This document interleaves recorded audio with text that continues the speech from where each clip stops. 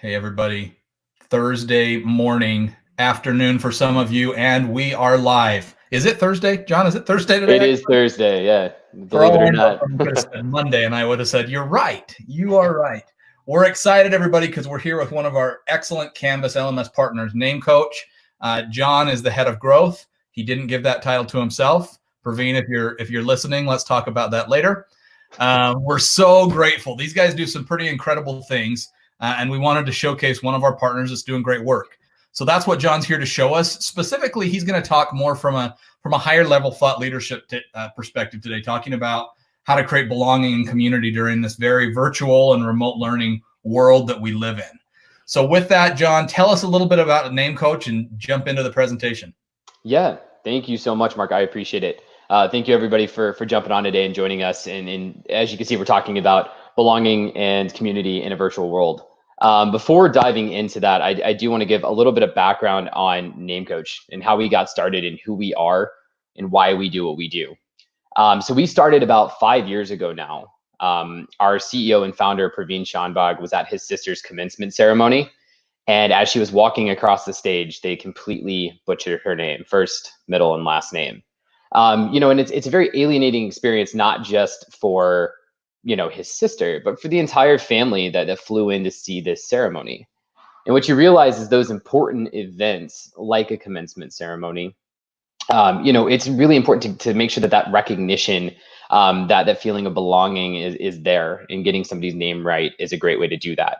So we created the first iteration of NameCoach to focus on name pronunciation for commencement ceremonies. From there was a really big, demand in higher education, particularly, to focus on diversity and inclusion. A lot of great initiatives being rolled out across different campuses, but not a lot of tools that help support those initiatives. So we expanded and started integrating into tools all over the university, from enrollment services, partnering with groups like Ellucian and Salesforce, advisory services, tutoring, counseling, of course, the learning management system, why we're here today. Thank you, Canvas and Instructure. The student information system, all the way to commencement and alumni. And expanding on focusing on student identity, right? Who a student is, how they identify, name pronunciation, the list goes on. And through there, we've really become thought leaders in this space of belonging, of community, and what that means to people. And we felt that with everything going on in the world right now, it'd be great to take a few minutes and talk about some of the things that we're seeing and what you could do as an institution to help support your staff, faculty, and students during a very difficult time. So I do want to start off by saying too that I hope all is well with you and yours. Thank you once again for taking the time out today to meet with us and learn a little bit more about this. So when there's a crisis, we see that people crave connections and belonging or community, and often turn to each other. We see this today, right? Where just yesterday, the Blue Angels and the Thunderbirds flew across New York to give recognition to first responders. I live out in Arizona. I know Luke Air Force Base did something similar yesterday, which was great. You see all these things on social media where people are trying to build different communities to help those in need right now. And we see this all the time when there's a crisis, where countries and communities come together to support one another and build each other up, right? But this crisis is a little bit different. People can't physically come together, right? When we go back, and something that is a vivid memory to me when I was younger, was 9/11 as a crisis. We were physically able to come together and build a community around that, and stand up against something that was wrong. But something like this, we don't have that. We're relying on virtual connections, much like we are today, right? With this live stream, these are the ways that we can communicate, and that changes things. That changes how we build a community and how we focus on belonging. So even though we're using virtual, communications and connections right now, I do want to say there is some bad news, because virtual connections do have limitations. There's an interesting study here that Cognizant and Microsoft did, surveyed just over 10,000 people, asking about how effective the following ways are communication when it comes to building relationships with members of work groups. We wanted to use this because it's very similar in education as it is in like the corporate space.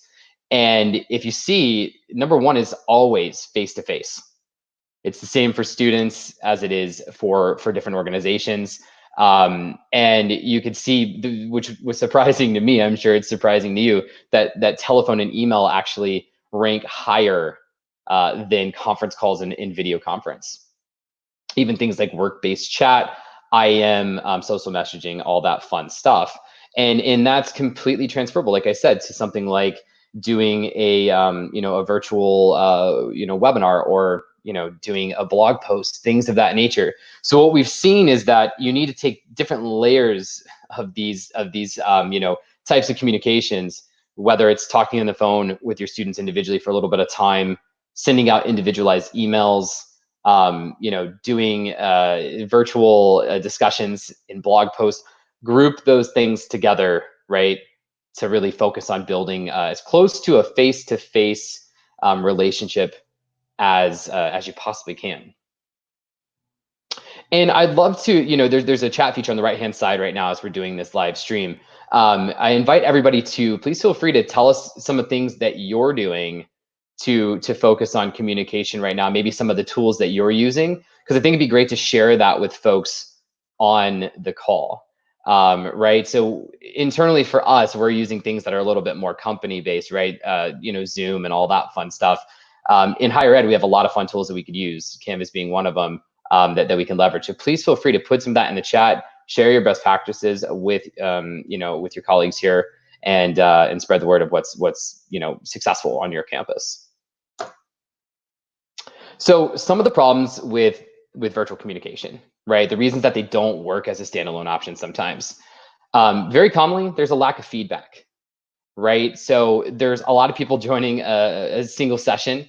It's hard to give individualized feedback on what students are doing right or wrong.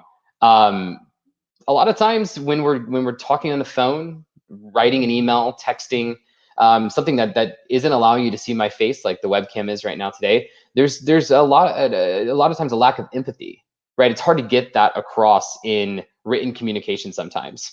At the same time, I've seen it go over the top in some of the communications that have come out.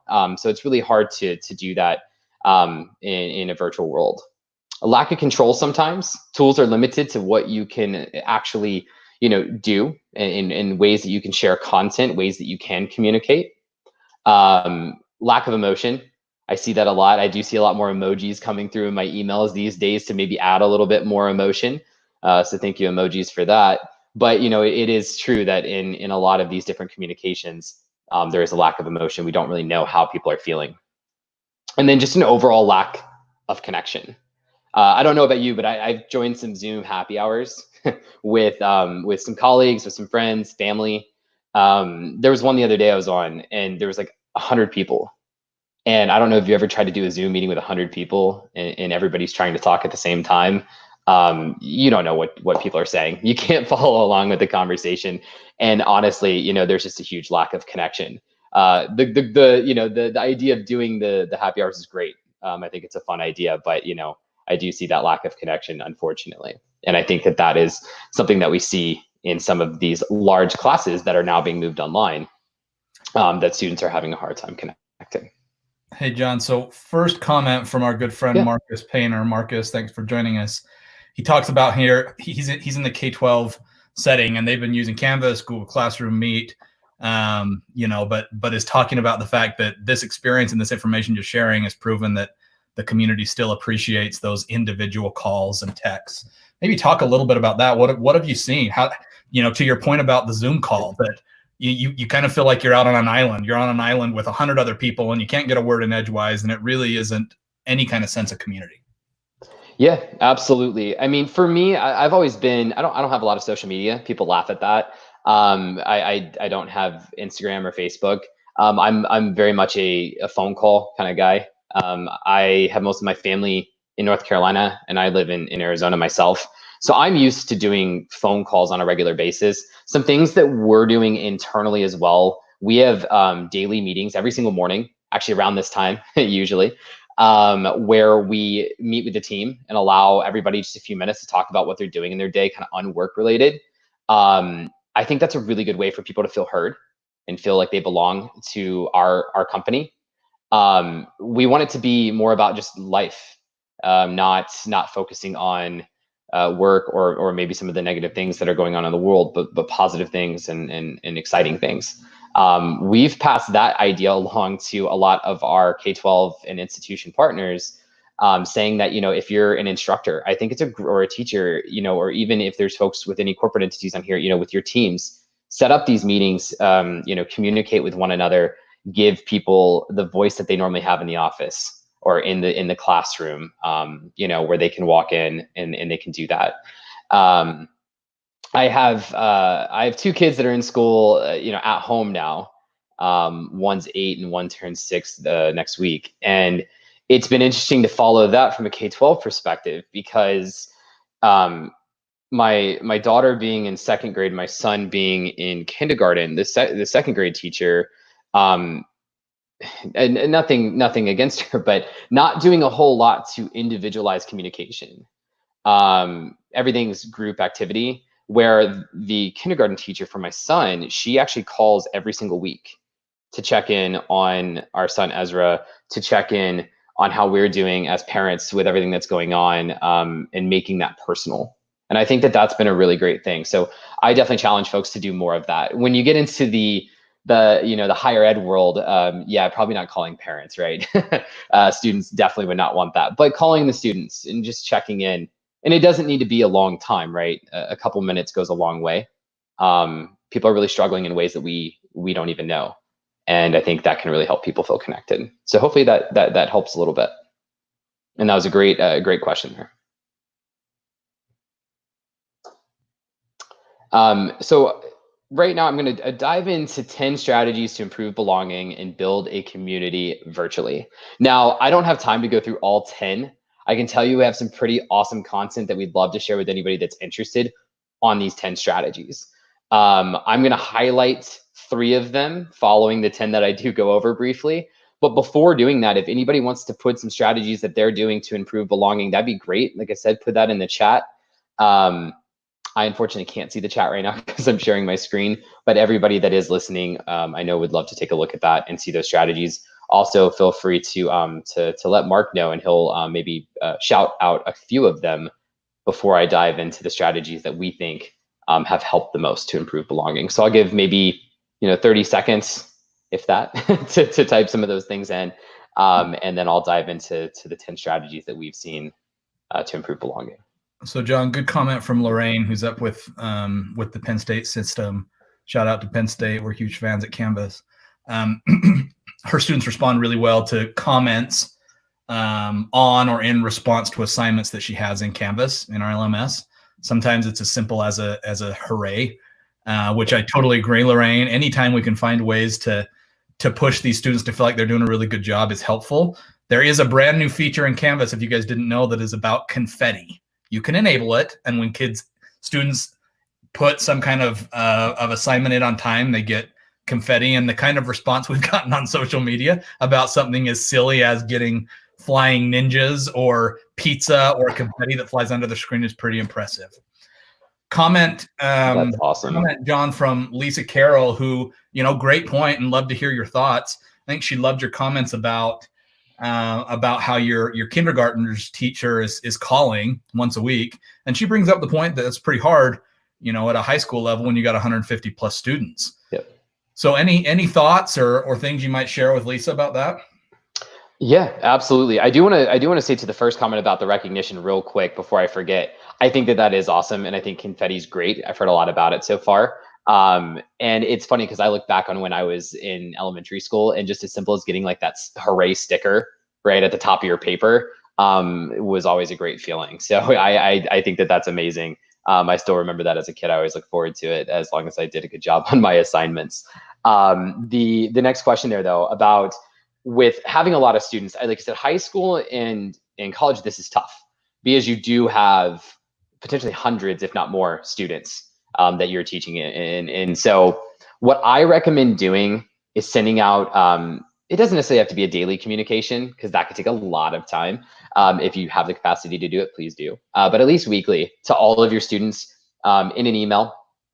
giving them the option to take a call with you, right? Because I can tell you right now, there's plenty of students, especially high school age. I mean, I remember when I was in high school, I probably wouldn't have taken all of my teachers up on that, but I would have taken a few, the ones that really stood out to me. And it sounds like that you are that teacher that people would want to talk to because you're thinking about these things that you could do to help your students. But put the option out there, see which students really need it. And I bet that they're going to respond very well. And I think, even if it's 50%, those 50% that say, please call me, need that phone call, need that support. And that'll help you, I think, managing your time. And like I said, just take a few minutes, make it know that maybe it's a 3 to 5 minute call. And I think, that'll be a great way to do that weekly. And of course, do that until the summer, right? We're getting close.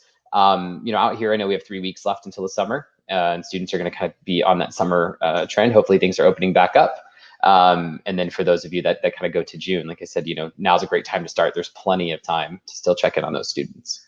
John, another good question. Lori Pertel is asking if you guys have, which I know you do, any resources for organizations who are using Canvas to host their formerly live event. Yep. Online in Canvas. What's the best way for Lori to be able to get a hold of some of the information and resources that NameCoach provides? Yeah, absolutely. So you can reach out to me directly if you want to. So it's just John, Jon, at name-coach.com. You could also reach out to our info at name-coach.com. I'm going to make sure that this is shared, this presentation is shared after the fact. There are some great links to additional COVID-19 resources and virtual ceremony resources. And I actually am going to highlight personal recognition here in just a few minutes that I think will give some great ideas as well. So plenty of resources that we could share there. Awesome. Couple more, actually a lot of people that are commenting, John, on what you asked. Marcus again is coming in saying that he's seen some K-12 folks using conferencing to facilitate show and tell or poetry slams that really allow students to be the stars. I like that a lot. Yeah, my son's done the show and tell. He somehow has lost like 3 teeth since this has all happened. So his show and tell is that he keeps losing his teeth. Lisa again, thanks again for joining us, Lisa. Posted an important community discussion where students can share random things with the class. Funny videos, memes, photos. And I think, John, this goes right back into what you've been talking about with building belonging and community. People want to belong. They want to be part of it. The fact that you guys are doing those daily stand-up calls that are essentially, how are you doing? What's going on outside of your job? That's what people are thriving and needing right now. Absolutely. Yeah. And like you said, something fun, show me a meme. There's plenty of funny memes going around right now, right? Great videos that you could share. We take 10 minutes sometimes in the morning talking about what Netflix show we like the best, right? Binge watching TV is a great thing to do right now. I may be stuck on a show right now called Arrow, if anybody's wondering. Arrow's a good show. Fantastic. Yeah. Stevie, thanks for joining us, talks about she's allowed for an optional group of work to work with her on creating a podcast about this whole experience. Great idea. That's a really good. I actually haven't heard that one yet. That one's amazing. And if you do it, please share it with all of us. We'd love to take a listen. I think that'd be amazing. Totally. And great comment about the how do I reach students. Texting's awesome for high school, middle-aged students. Google Voice, Remind can help with that. Marcus, of course, comes in and talks about the challenge with the 6 to 12 and higher ed of reaching out to those people. And, like John talked about, you get into those hundreds and thousands of students and you got to do what you can do. We realize it's pretty taxing, very taxing on teachers, and we're huge fans of what you're all accomplishing. And as we saw in the earlier numbers, right, in that survey, that texting is still a great form of communication. And I think high school students in particular, they're always on their phone, right? I think texting is also a great way. Still offer that phone call. I do think, like I said, that personal touch goes a very long way, if at all possible. Totally. Okay, we may come back to some of these other, there's still a lot more, John, but let's keep the presentation and we'll get some more in a few. Sounds great. So I'm going to highlight, like I said, 10 strategies that we've seen be very successful during these times. I am going to stick to 3 that I'm highlighting after this, right? So if you want any additional information on any of the other 7, just let me know. Reach out. We can send additional information on each one. We've talked about this already quite a bit, but proactively maintaining relationships, I think it's huge, right? We already knew our students for a couple months if we're in the higher education world. In the K-12 world, we've known the students a lot longer than that, right? Going on a semester and a half. Proactively maintain those relationships, continue to check in. Number 2, continue to welcome a diverse campus culture. I think this is huge right now, right? And this is actually one that I am going to highlight a bit further after going over the rest of these. But I will say it's extremely important because the conversations that are happening right now around what's happening for the summer semester, as well as the fall semester, there's a lot of uncertainty. How do we get students to want to continue to come to the university? How do we keep them engaged and excited? How do we keep them, meeting additional groups and people that they are going to have a hard time connecting with in a virtual world? So we'll highlight some things there. I think it's a very important thing to talk about. Stick to your mission and connect with things people care about, right? So the ways that we were teaching in person, yes, we have to make some adjustments to teaching online and to learning online, right? But stick to your mission. What you were trying to accomplish initially, you got to continue to push for that mission and show that even though there are some things that are going on that are uneasy and uncertain, we still have a mission here. And we still want our students to learn and grow and develop and be excited about education, be excited about the community that they are a part of and the universities and schools that they go to. Number 4, leaning on those that have already been working at home with accommodations. So we use the word working instead of learning or teaching because I think, asking somebody that does work from home on a daily basis or somebody that is a distance learner or a distance education teacher, those folks have a lot of great best practices and resources that they can share as you're converting your content and materials and communications online. And I think it's great to share those best practices. I've had to do it for a number of my friends. So our company is based in San Francisco. As I mentioned, I live in Arizona, just outside of Phoenix, and I'm used to working from home. I'm not used to having my kids running around screaming, but I am used to working from home. And sharing those best practices with my friends and family that aren't used to it was a great way to get them ready for what to experience. I think it's the same thing that we do here in education. And for students, reach out to your friends, right, that have taken online classes and see how they are successful in those online classes. I know that for me, I preferred being in person because I'm a very social person, for those of you that know me. And so, but sharing those best practices on how to do that and recreate the in-person experience. I think number 5 is extremely important.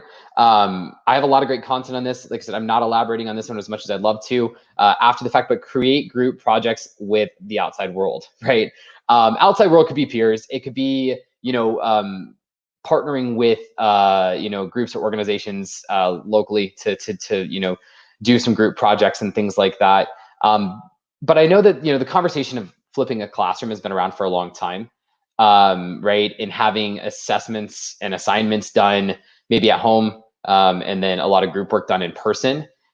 Focus on the group work still, right? If that's something that you were already doing, try to recreate that group work online, and also partner students randomly with people that maybe they've never even met, right? Expand that communication, focus on belonging for everybody. And I think you'll actually find out that, especially as these students that maybe are not graduating this year, I think it's going to expand that community. And when we do get back to normal and we do get back to in-person, I bet you that these students are going to be connecting with people they've never connected with before. So definitely take advantage of group work.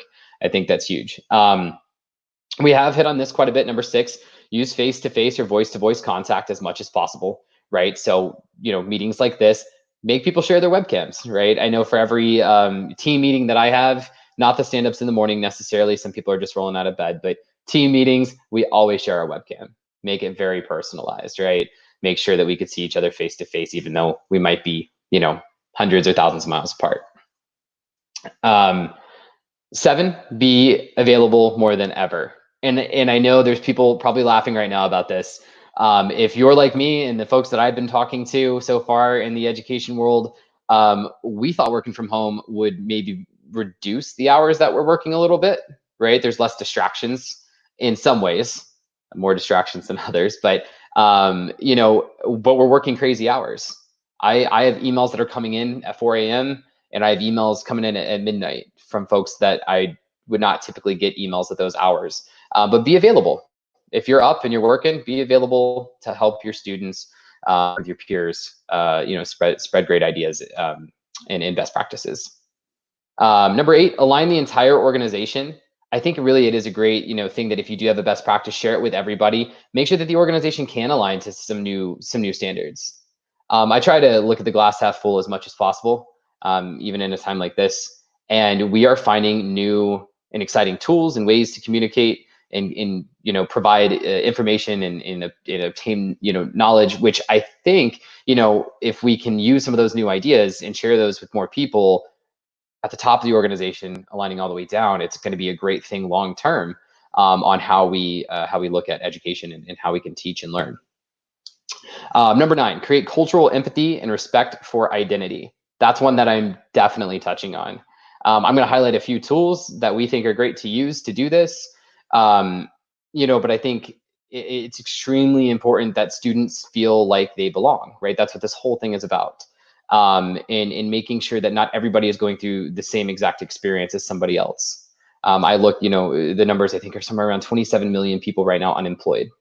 A lot of those people are your students, the parents of your students, grandparents, friends, family. It's everybody.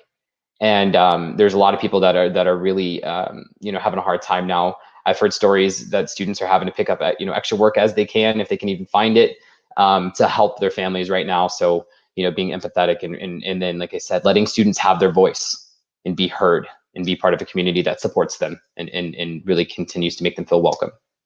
And then last, question came up earlier about this. I am going to highlight this: personalized and individualized recognition. I think that is huge right now. Students need that sense of belonging, need that community, but they need to feel recognized. The hooray, right, on the work, the great jobs, all of that needs to be there.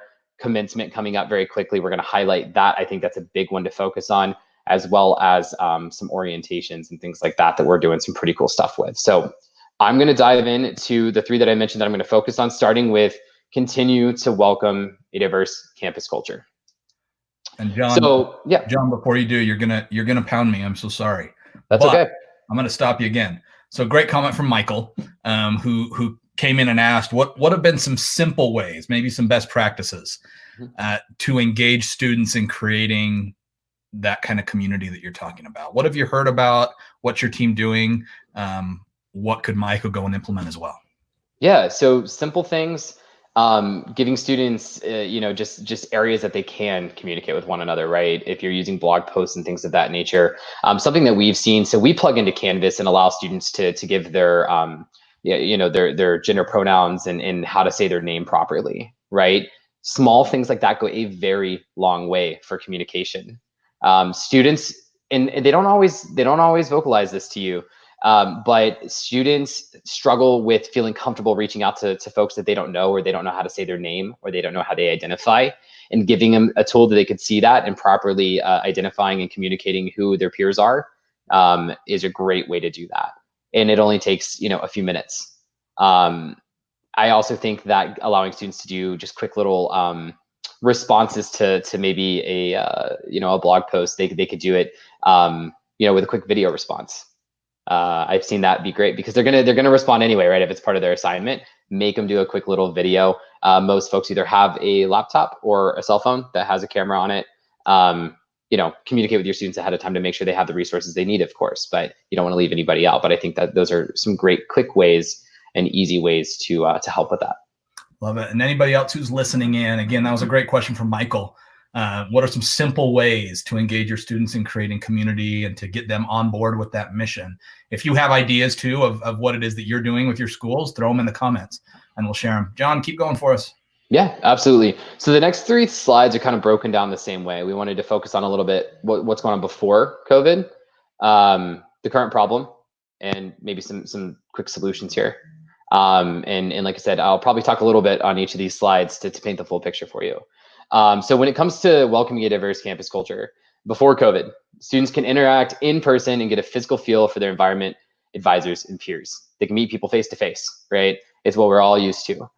Even folks that were taking online classes, right? A lot of them still met with their advisors in person if they lived nearby. Just because they're distance learners doesn't mean that they're that far away from campus. But the current problem, students have no physical anchor to each other and to the campus, right? They can't even walk on campus. They can't go see their friends, even if they live down the streets. Now, some people are not necessarily listening to that, but they should be. And I think most people are. So that doesn't exist. So some of the solutions here, communicate that you care about identity and who your students are, right? Like I said, taking the time, remember who they are, remember small little things about them, remember their name, remember how they identify. If they've given any information about who they are, remember that. And like I said, with our tool, I know that we see that a lot. Students put some really fun information about themselves, where they're from, languages that they speak, things about their culture. Remember those. It really helps you build a deeper, stronger connection. And then enable new ways to learn about and care about each other, especially in small group settings. So I mentioned group work earlier. It kind of ties into that, right? There's some really cool tools though that help with this. And I also think something that's going to be increasingly important over the next couple months is students are used to preparing for like campus tours, right? And campus tours are typically broken up into small groups. When you do your orientation, I know that, of course, you sometimes sit in a large lecture hall and you have a massive orientation, but a lot of times universities break those down into small groups. Let's find ways to recreate that. I know that Salesforce has great tools for recruiting and in advancement and things of that nature. I think that a virtual orientation, virtual campus tours is a great way to do this. We actually had a great conversation. I don't know if I'm allowed to name drop the university yet, that's talking about doing a full virtual orientation. They are, this school in particular is a law school, but they want to break it into small groups essentially, have students create a slide. We actually are helping them do all of this. That has a photo of them, their name and their name pronunciation, how they identify if they want to include their gender pronouns, and then maybe some fun facts about them, right? And it's a great way to recreate this, the live in-person experience in a virtual setting. And the idea is that when things do get back to normal, students have already met students that they're going to be in another class with, and that they're going to see on campus. So let's get ahead of that, right? Let's not wait until the first day that everybody has to come back and they're already nervous and not sure what it's going to be like. And there may still be some concerns around, is it safe? Should we be here? All of those things, just ease that a little bit, right? You're expanding their community ahead of time. So virtual orientations, I think, are going to be amazing. A lot of conversations going on around those. Would be happy to share best practices that we're seeing. There's plenty of tools that can help with it. Like I said, I'm not here to sell you on using us. We're a great resource that can push you in the right direction to companies that can help. And like I said, we are here to help as well if you want us to. So the next one here, create cultural empathy and respect for identity. So before COVID, students often, are vocal about respect for cultural backgrounds and identity. I think it's easier when you're face to face. School affinity groups and communities, that are active. There's people that are parts of great communities and clubs and those things right now. A lot of them have just stopped, right? They haven't necessarily moved them to a virtual experience. Right now, problem, as I mentioned, those things are not happening. No events or space with affinity groups and specific communities. Retreat, become more passive, active, and disengaged. It happens all the time, right? I mean, it's easy when you don't have to see people face to face to feel like you don't belong. It's easy to retreat and it's easy to get distracted with other things. So I think some of those solutions here encourage students to express themselves, say who they are, right? And create informal online communities and events. If it's not something you've already thought of or doing, like I said, we have some great resources and some great partners that focus on this. Use tools to make it easier and less awkward to express identity. And this starts from your tutoring, counseling, and advisory services to the classroom to the different clubs and communities that existed on campus. I know from like virtual meetings, if y'all have ever heard of ConnectSed, really cool company that allows to focus on virtual meetings with tutors, counselors, and advisors. And I know that we integrate into that tool so that they can get their names right and properly identify who those students are. The same thing could work for a club, right? Set up a club that meets weekly or maybe twice a week and make sure that everybody knows everybody. Go around and introduce yourselves and communicate like you would in person. Continue to make sure that those things are happening. And if you were involved from a faculty level or an admin level in some of these clubs, be that leader that the students need. Continue to push for it. checking on the students that maybe aren't able to attend and see what's going on. And then in the classroom, I think tools like Pronto, great tool to use, really helps, focus on communication, and allowing students to be who they are and talk to their peers and their faculty, just to name a few. And like I said, these tools like Pronto integrate into Canvas as well. And then, of course, like I said, we have an LTI tool that plugs in there that works with all these different tools that can help with the belonging and identity piece. So I think that's huge there. And then a big one right now, these conversations around personalizing and individualizing recognition are probably taking up 90% of the conversations that I'm having here at NameCoach, which is pretty crazy. Before, I would say, maybe it's 50-50. Before COVID, obviously formal and in-person recognition events, graduations, commencements, you name it, including commencement and award ceremonies, right? Problem now, in-person and social celebratory aspect removed. It's just not happening. There were surveys that went out, oh gosh, probably about 3 or 4 weeks ago that showed, I think it was 40 to 50% were still uncertain what they were going to do with their ceremonies, right? Another small percentage were postponing, another small percentage were canceling, and then about 20% were doing virtual. In the past 2 weeks, that's actually changed drastically. We're about 40% doing virtual. There's still a giant chunk that is uncertain on what they want to do. And then, of course, there's no dedicated and individualized recognition in front of family, friends, and peers. Students want community. We started by saying that. That is still true here. They need that community and belonging. Friends, family, and peers create that community. So some of the solutions here, like I said, that I want to highlight, there's quite a few. There's a lot going on right now. But I highly recommend, providing alternative and additional ways to recognize accomplishments and share recognition. From the hooray on a paper to acknowledging the fact that somebody is graduating and celebrating that. There's a lot of students that said, you know what, we don't want a virtual graduation.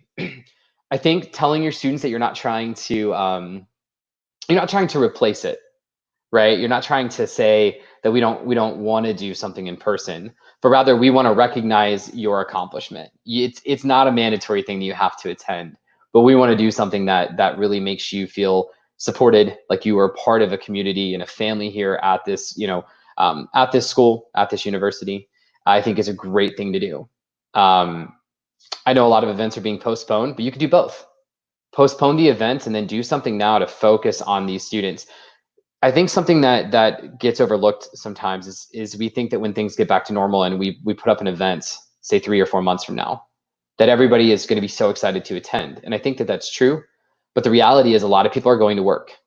A lot of people don't live where you're doing the ceremony.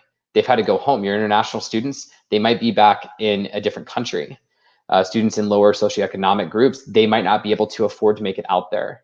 So doing something today that recognizes all of your students, I think is extremely important. I cannot stress that enough. I'm not, saying that it's I don't want to put anybody down for canceling an event. I know it's a very stressful time, budgets are tight, things like that. But if you're saving money, not doing an in-person event, find resources that can help you do a very inexpensive but very beautiful recognition event for your students.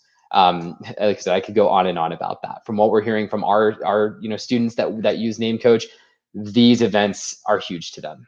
And then, of course, enable easy ways to keep peer groups updated, I think is another great solution. I did want to talk about just really quickly a few tools and partners that we think are great to reach out to for these virtual events. Like I said, I don't want to take all the time to talk about us. We are doing a lot. We have put together full virtual ceremonies for commencement and, as I mentioned, orientation. This includes things, I'm actually going to give an example after this, of slides with the photo, the students' names, degree mentions, Latin honors, shout outs to family or friends, quotes that are inspirational. We even host those events. I think it's great. We partner with a couple great companies like Bright Crowd. They actually do virtual yearbooks. And everybody's going to like the word that I say next, free right now for the 2020 spring virtual events. So they'll create yearbooks that students can share with one another for these commencement ceremonies. And I there's no catch. It actually is 100% free. If you want additional information on Bright Crowd, let me know and I'll put you in contact with them. Another great one is Stage Clip. They do like video clips that students, right now, what it was before is they would go to the graduation and video the students like walking across the stage, and they would put together like a nice little compilation of like of these different things that students submitted and walking across the stage, and they could put that on social media. Well, now they're doing like a photo montage, and I think you can add like some cool audio and whatnot that can go on social media, be shared with your friends, family, peers, etc. And we work with both of those companies very closely. And then yesterday, as we were learning a little bit more, Facebook graduation seems really interesting. As I said, I'm not even on Facebook, and I heard about this. Seems really, really cool. Look into Facebook graduation. I think it's a great way for people to use social media to recognize and hear your students, which I think is a great idea. Now, I will say we have different resources for higher ed and for K-12. I've seen things in K-12 where students want their ceremony to be on Minecraft. I found that really interesting. I think it's great. Like whatever you can do. There are even, universities that have recreated their campus on Minecraft and they're hosting ceremonies on there. I will say not all your students will join, but I still think the ones that will, it's fun and you can chat and do all of that. So, what I wanted to do, and then I'm going to open it up for additional comments and questions so we could just keep this kind of open dialogue going with one another, is give an example of some of the slides that we've been putting together. I think that it's been great. I mean, every day we have handfuls of institutions and schools reaching out to put together these virtual events. I think, something as simple as putting this slide together, it can be shared with students after the fact. It's a keepsake. They can put it on social media is amazing. I do have a link out to our website. So when this is shared, you can go right to our website, name-coach.com. I'm not going to take a lot of time on here, and I know it's going to take a second to load because I'm sharing my screen, but focus on the banner up at the top for now. Resources for COVID-19. There's a great learn more right here. And then for immediate assistance with virtual recognition and events, click here. I do want to say that even if your ceremony is next week, please reach out to us. These things get put together extremely quickly. We've had stuff done in a week. We've had stuff done in a month, anything in between. Let's get creative as you want to get and recognize your students and build that community and belonging. So like I said, great resources here. If there's additional resources that are not shared on these pages that we talked about today, please feel free to reach out to me directly, which I have that available on this slide. Give me just a moment. My contact information, just john@name-coach.com. And you can also reach out to info@name-coach.com for any of these resources. But I want to thank everybody for your time today. And thank you for sharing your best practices and taking the time to really focus on your students and make sure that they continue to feel like they belong and have a community during this time of crisis, and making sure, I know everybody's saying it, but it's true. We are all in this together, and we're here to help. So let's open it up for some additional questions and best practices before signing off, and then we'll be in touch afterwards. Awesome job. If there's anybody out there that has any specific questions or comments or findings that you want to share with us, drop them in the comment pod real quick. We'll highlight some of them. Again, special thanks to our friends over at NameCoach. John, who's the head of growth over there, has been talking today about how to create community and belonging in this semi-virtual world that we all seem to be living in today. Really good ideas, really fun things that they're doing to help recognize this class of 2020. So big thanks to John and Praveen and the entire NameCoach team. If there's any questions, again, make sure you reach out to John at name-coach.com or info@name-coach.com. And I think we don't have any other questions right now, John. It's been a pleasure to be with you. Great comment from Lisa. Thanks so much for sharing. We love having these. We're back again tomorrow at 10:30 a.m. Tomorrow morning, we are talking about the new feature in Canvas LMS where confetti can come pop out after you've enabled an assignment. So join in. We're all about recognizing students right now, and teachers, thank you for all that you're doing. Thanks, John. Thank you all. Yeah, really appreciate it. Take care.